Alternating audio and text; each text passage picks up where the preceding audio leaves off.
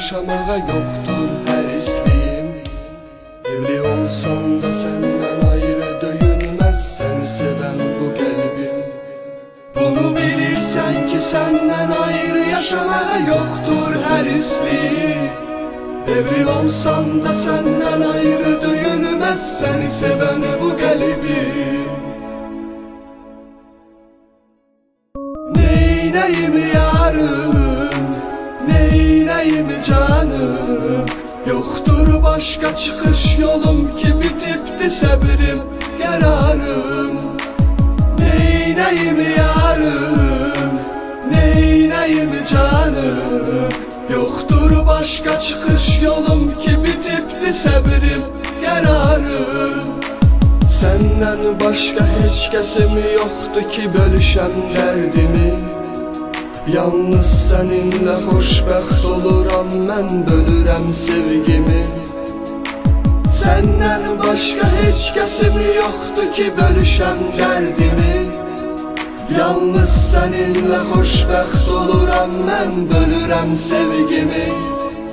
Bunu bilirsən ki səndən ayrı yaşamağa yoxdur hərisliyim. Evli olsam da səndən ayrı döyünməz səni sevən bu qəlbim. Bunu bilirsən ki səndən ayrı yaşamağa yoxdur hərisliyim. Evli olsam da səndən ayrı döyünməz səni sevən bu qəlbim. Göz yaşlarıma son qoya bilmirəm, səndən ayrı mən qala bilmirəm. Hər gecələr yuxumda görürəm, ayrılıqdayıq biz. Göz yaşlarıma son qoya bilmirəm, səndən ayrı mən qala bilmirəm. Hər gecələr yuxumda görürəm, ayrılıqdayıq biz. Bunu bilirsən ki səndən ayrı yaşamağa yoxdur hərisliyim.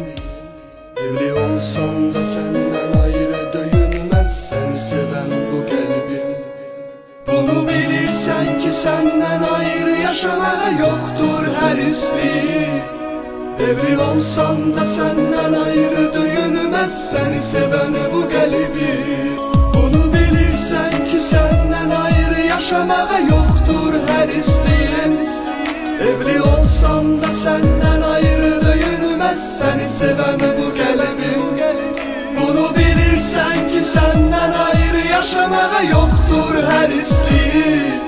Evli olsam da səndən ayrı döyünməz səni sevən bu qəlbim. Göz yaşlarıma son qoya bilmirəm, səndən